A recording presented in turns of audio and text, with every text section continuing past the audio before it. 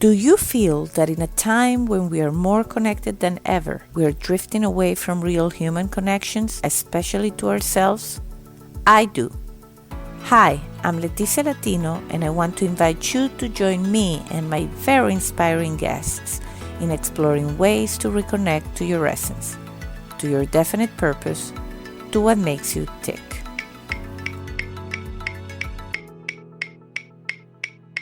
Are you ready?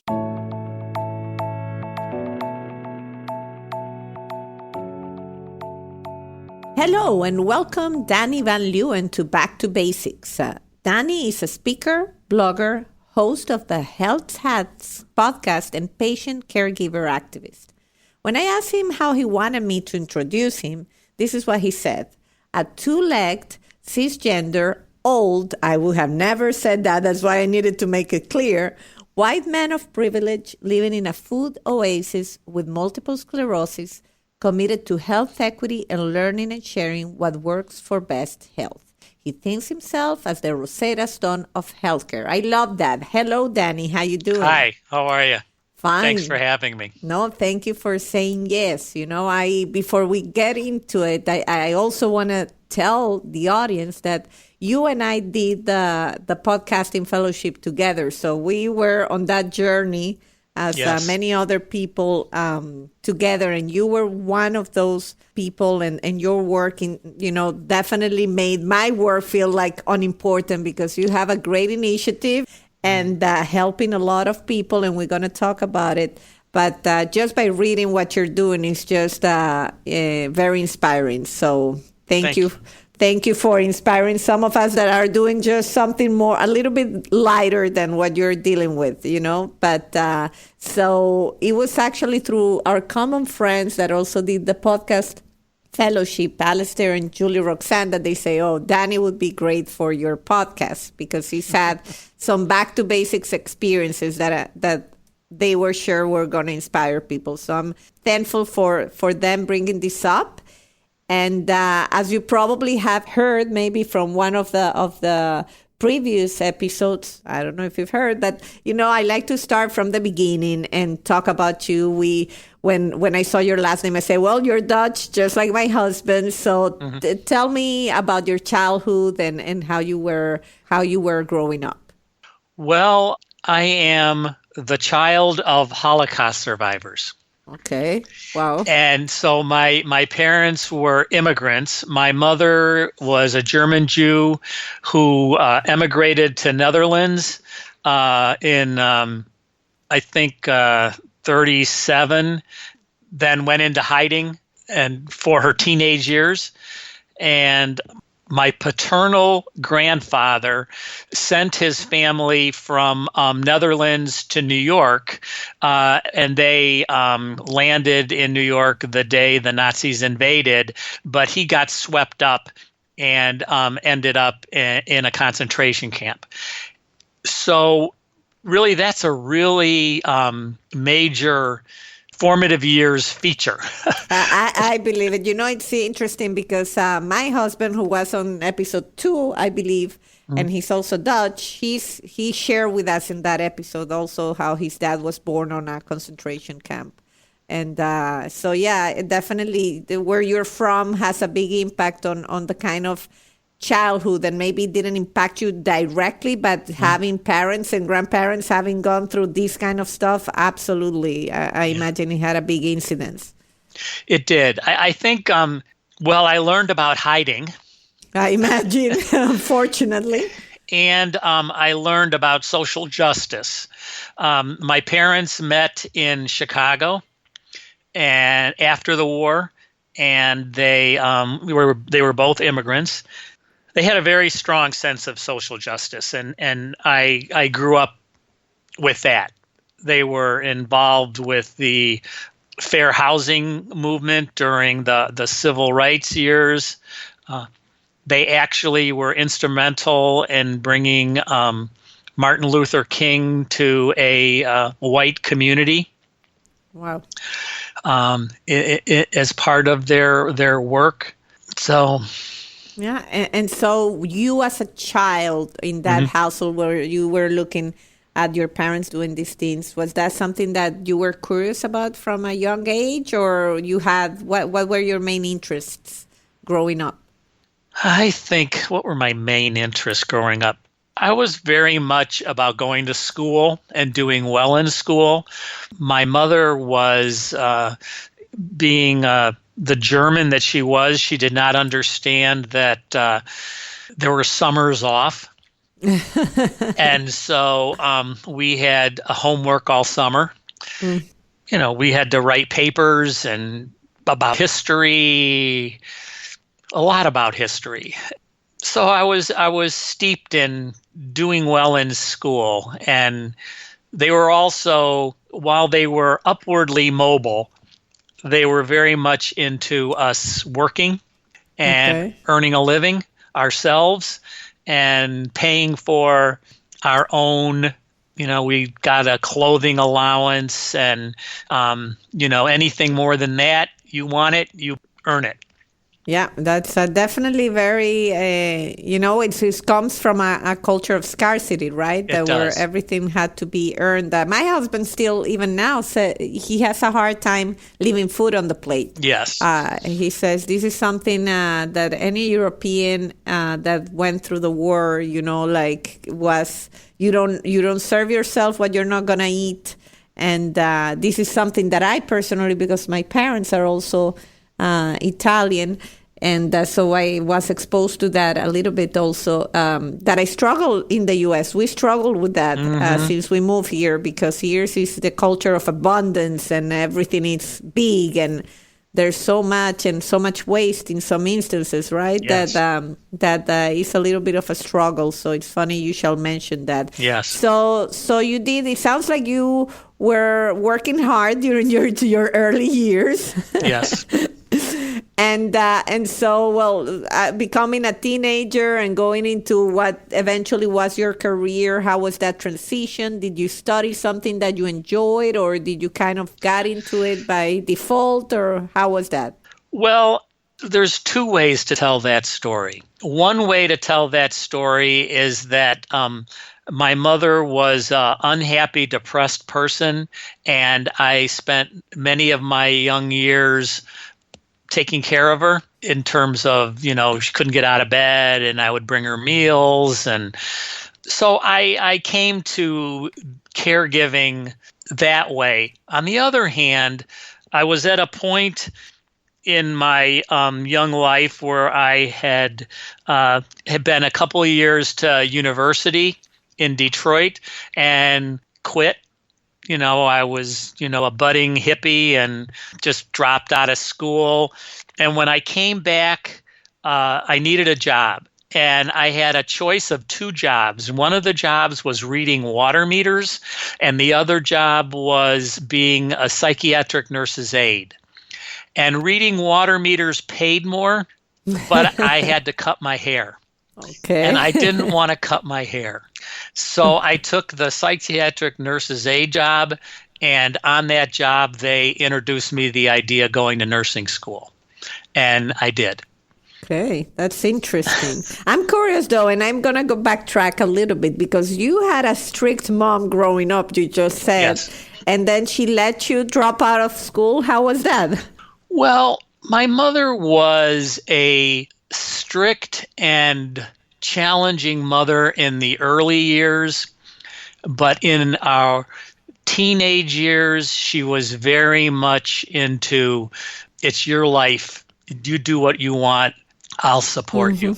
Okay, I can see that. I think also maybe that's the northern culture. It's almost like, because I see it in those countries where you say, okay, you're 18, you are on your way, and now I've given you your tool set, and now you're on your own, kind of thing, right? Yes. Yeah, no, me, in the Italian culture, you can be 50 living at home and your parents would be very happy about that. Yeah. I had no interest. That was probably, in my teenage years, my overriding sense was to get out of the house.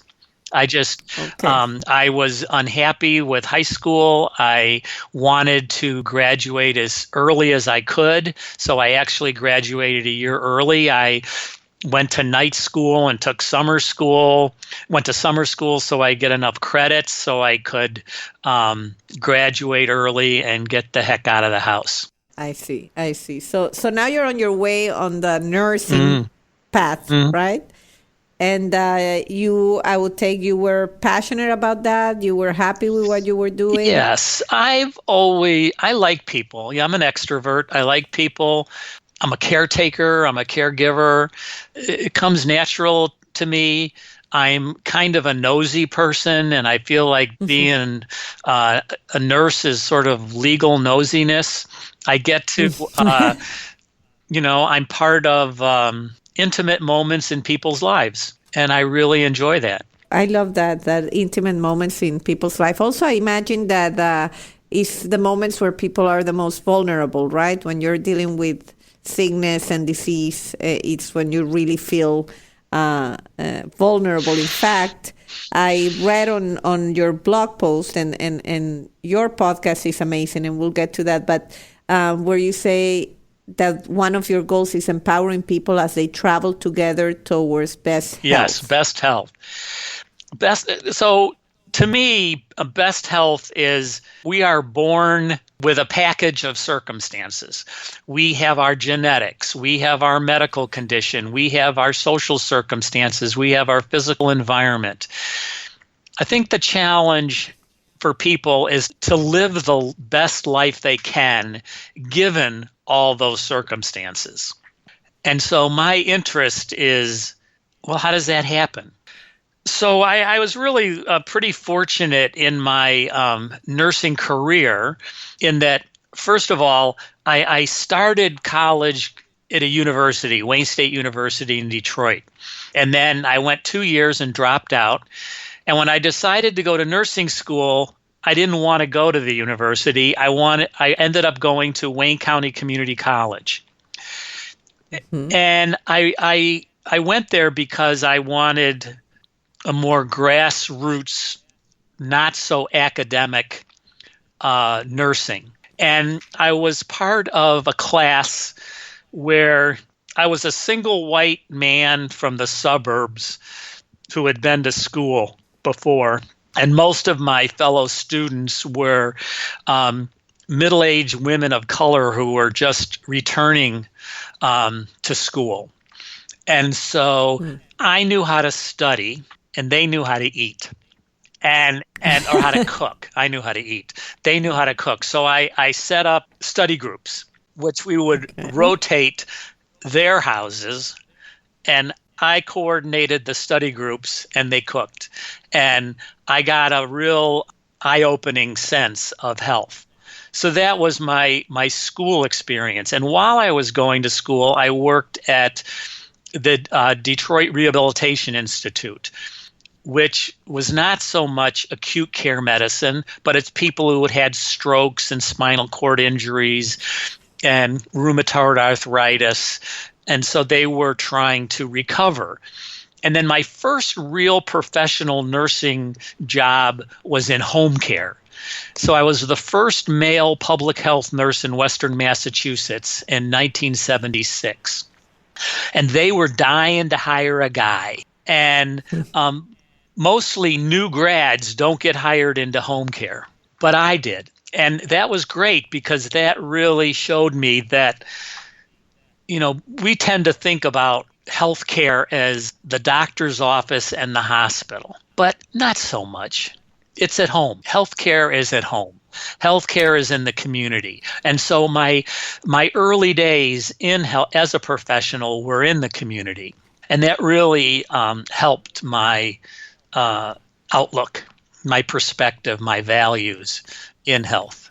Yeah, well, that's, as I had anticipated, very inspiring because the community well-being is something that we often forget, and we as human beings always think about me, and then whatever is happening to the guy next door is not important until you have to deal with a similar set of circumstances. So I know that, and you put this in your description, so you have to deal with MS, so multiple sclerosis. I have a dear friend that has to deal with that as well.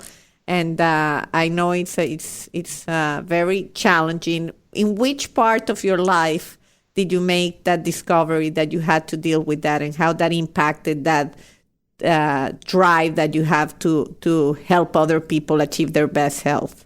Well, I was diagnosed with multiple sclerosis 11 years ago. But when I was diagnosed, the neurologist said I had it already for 25 years. And Okay. my wife and I could piece that back, where I would have episodes where I had weakness or dizziness or fainting or fall off my bike. And since my father died when he was 45 of his second heart attack, I would always get a cardiac workup. And by the time the cardiac workup was done, which was always negative, the episode would be past. And it wasn't until, 10, 11 years ago where my ability to adapt, I'm a very adaptable person. And so the philosophy is I am what I am, and I'm where I'm at. And okay, now what are we going to do? Accepting what is and adapting. And my string kind of ran out, my ability to adapt. I started falling off my bike. I was having trouble with my vision. I had a new primary care physician, and I would just say to her, something is wrong. And she just dogged it till sent me to this specialist and that specialist. And I don't know, probably 6 or 7 specialists. And then finally she just said, oh, screw it. We're getting a brain scan. And she ordered a brain scan, and it was definitive for multiple sclerosis. So I think that for me, multiple sclerosis is seriously annoying. I don't know that what am I not doing that I could be doing if I didn't have multiple sclerosis? Well, I would probably be walking more than I do, but I'm leading a good life. But I think that I have always been a healthcare professional, felt like it was about the patients. It wasn't about the clinicians. It wasn't about the hospital. It was about people and their lives and their families. And I think having multiple sclerosis just made me appreciate that all the more. So not only did I have a professional empathy, I had a personal empathy. And, I've had to deal with, it's one thing to mouth all these things, and it's another thing to live them. So actually, in a way, it's really helped my work because, my business name is Health Hats. And that's because I'm a patient, I'm a caregiver, I'm a nurse, I'm an informaticist, I'm a leader. I wear a lot of hats. And so being a person of privilege plus wearing all those hats, I get invited to sit at a lot of tables. So I feel like one of my responsibilities of being this, old white man of privilege is to open the doors for other people. Because even though it's great that I get seats at these tables, I'm still this old white man of privilege. And I have my perspective, which, I'm a smart guy and I have a lot of experience and I'm charismatic and I'm well-spoken, but I still just have my own experience. And there are so many other experiences, and those experiences, there's expertise behind those experiences, but behind all those other experiences, and they need to be out there.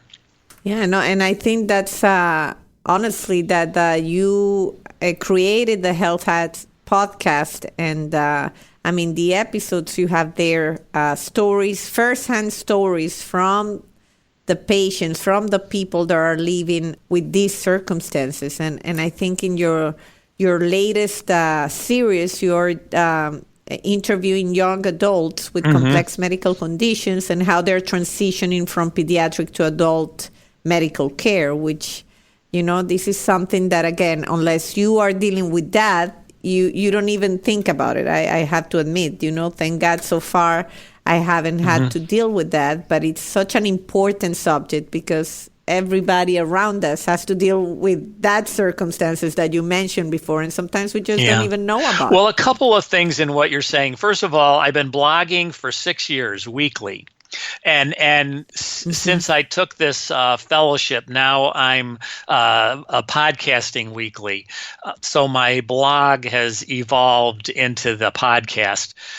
I went from being a student of individual health, so a nurse working with individuals, to being a student of organizational health and realizing that the context in which we all operate and try to manage ourselves is in our organizations. And so I became a director, vice president of quality management in various healthcare venues.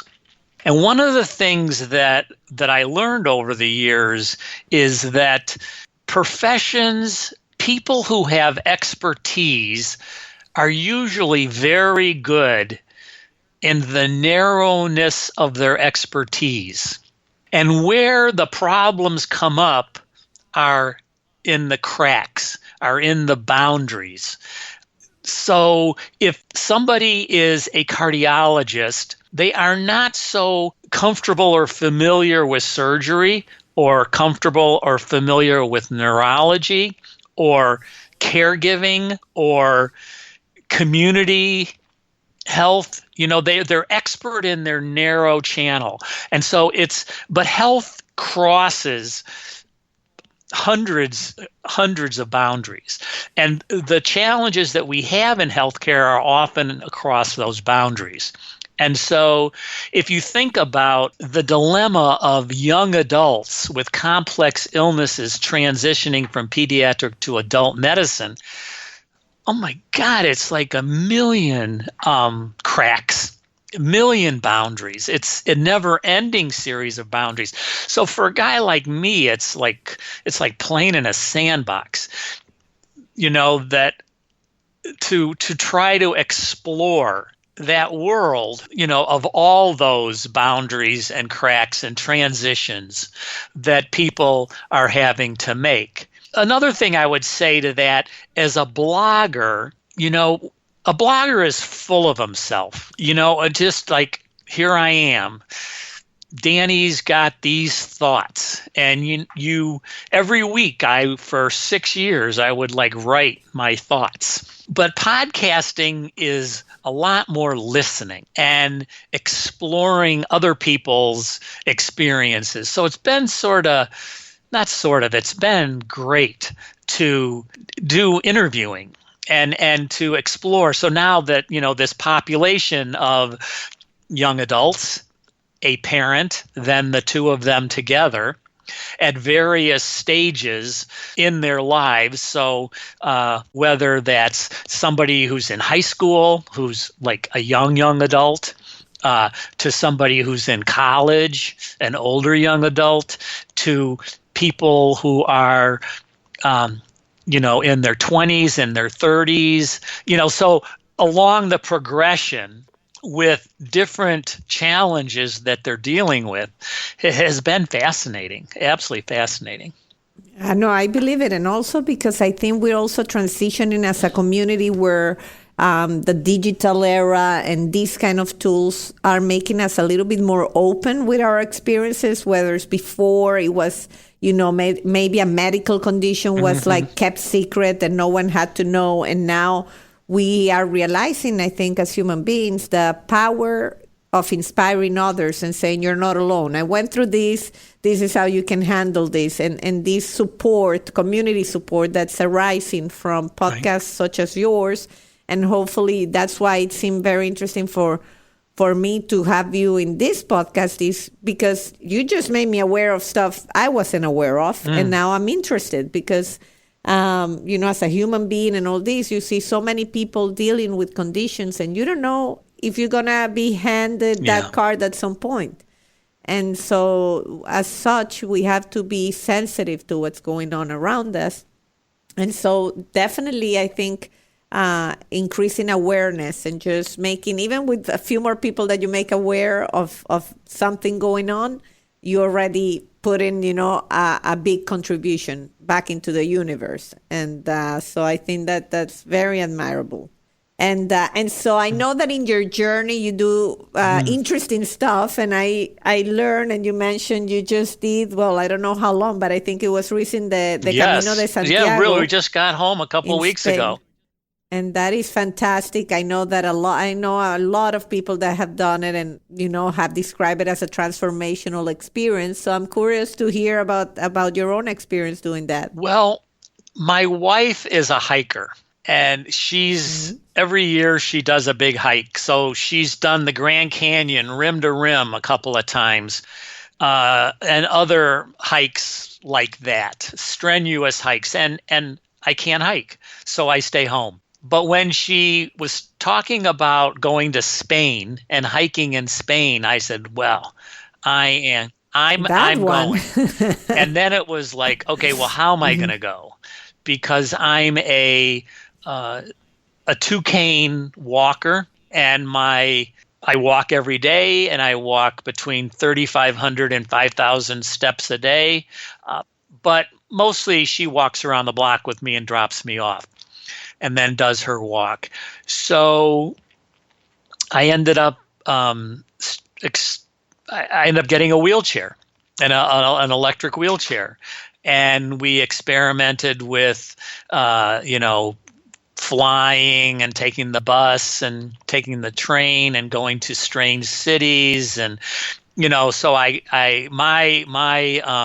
while her preparation was to walk 10,000 steps a day, 12,000 steps a day, mine was to figure out my mobility enhancers so that I could go. Mm-hmm. And then through a couple of friends and colleagues who had done the Camino, they turned me on to Marley Camino, which is a travel agency out of Madrid that they provide service for people with disabilities and help them arrange their pilgrimage. And so I sent them a video of my capabilities. So me walking up and down a couple of steps with my canes, folding the wheelchair and putting it in the car with my wife, and me motoring around. And I sent that to them along with the itinerary that my wife wanted to take. And so then they booked places to stay that were accessible, and arranged for a driver, various taxi drivers, to transport me from town to town so that I was able to go and enjoy some of it. So it was a hoot. So I needed to have something to do besides hiking, since I wasn't hiking. So I brought my podcasting equipment and podcasted from the Camino, which are the two episodes that you may have heard recently, which was really a lot of fun. And it really made it, because they would come home and they'd be talking about their feet and their sore legs and, their equipment. And that was really not, I could be sympathetic and listen, but I wasn't really part of those conversations. So I had something to do that was my own, which was nice. Well, that's no, I imagine, and that really takes me well into the next question, which is, if I usually ask in the opinion of whomever I'm interviewing, what do you think it takes to have a fulfilled life? So, from your perspective, you just went through a very exciting, profound journey, and you just made it your own. You decided what was gonna be so that you feel happy and fulfilled, and you didn't feel you weren't doing. So what would you say it takes, to have a fulfilled life, even when those circumstances are not ideal? I mean, I think there's a healthy dose of genetics and luck. in this. And I say that because I am really fortunate that I was born pathologically optimistic. And I had a son who passed away and in his 20s, and we used to think about Sorry what to were hear. our superpowers. And we decided that we both had the same superpower, which was accepting what is. And accepting what is it what it's not is accepting what is and then woe is me. It's accepting what is and then now what are we going to do? You know? So I feel like I Yes, can yes. thank my parents because I feel like this is genetic and learned in that you got to make the best of what you got. And so I think there's that. And I think I'm not afraid to get help. I mean, it has been something that's the transition of thinking about myself as a person with multiple sclerosis or thinking about myself as a person with disability. Yeah, that's a transition. It is. It took me. On the one hand, I'm an adaptable guy, and okay, here I am. I've got this, and this is my capabilities. And then there's, the 2 a.m. terrors where, crap, I've got multiple sclerosis. This Of sucks. And, course. oh, this new thing, and am I getting worse? And, it's a progressive disease. And does this mean I'm progressing? And, but I guess I think, so I'm benefit with I have a positive outlook, that I'm adaptable. I have a very strong family. I've been married 44 years. I've got great kids. Congrats. We live in Boston because our grown children moved to Boston, and we're family folk, and we quit our jobs and sold a house and moved to Boston to be with our kids. And we live in a duplex where my older son and his family live upstairs. So That's awesome. so having family, it doesn't hurt that I'm a old white man of privilege. That's why you keep saying it. Well, but that's good because then you're realizing that that was one of the lucky Very much. circumstances. And I have a really good team. I work hard at a team. The medical team. I have my primary care physician, neurologist, and then a slew of specialists, acupuncture, chiropractic, massage therapy, physical therapy, my family, so I have a really good team of people that support me. And you need it. I mean, I need it. I need help. Well, I think we all do. That's a very savvy thing that you're saying, is not to be afraid to ask for help when you need it. I know you sent me questions, and one of the questions you sent me, which was actually the hardest question for me, was, do you have a bucket list? And I don't. I'm a person that I just do it, Yeah. It's funny you mentioned that because I send a list of example questions and then I ask them depending what I think. And for whatever reason, I thought you didn't have a bucket list. And that's why but that's don't. funny you mentioned. I would say, though, that since we did the Camino, for me, that I could do it. That we could spend 2 weeks in a country where my worst handicap was I didn't speak Spanish and I have a terrible sense of direction. Not my mobility, made me realize, gave me confidence. And so now my wife and I are thinking more about, well, what are we going to do next? And so Awesome. I think that is awesome. That was a big deal.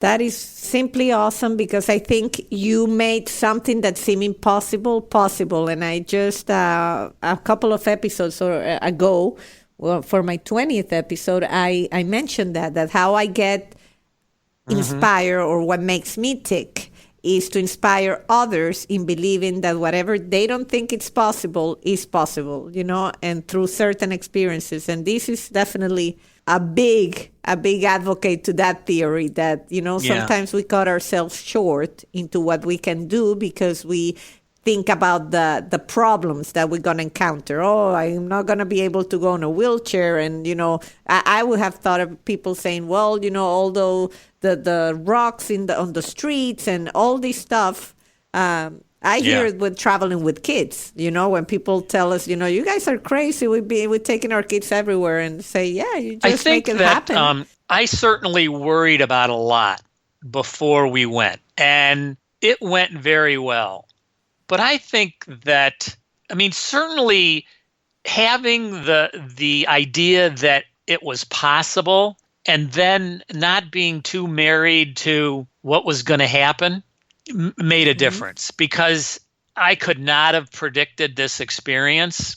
The idea of, would my chair be able to drive on cobblestones? What was I going to do when the gravel was too big? Somebody came along and carried me along. So it's okay, I can do it, but it isn't going to be the way I thought. Yeah. And that's it. We cannot, there's things we can control and things we can't control. So that's good.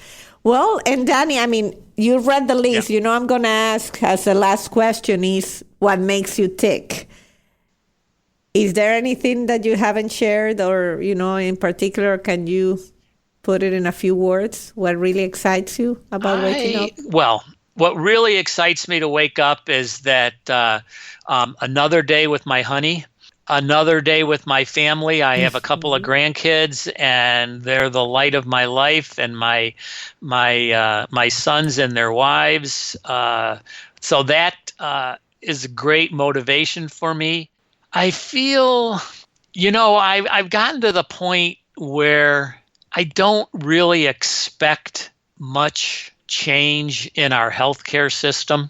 And whereas in the past, I was driving for big change, and now I realize that it's really about the small things, and what people do together, what families do together, that inspires me. And so I love hearing about what people do that works for them as they're trying to attain best health.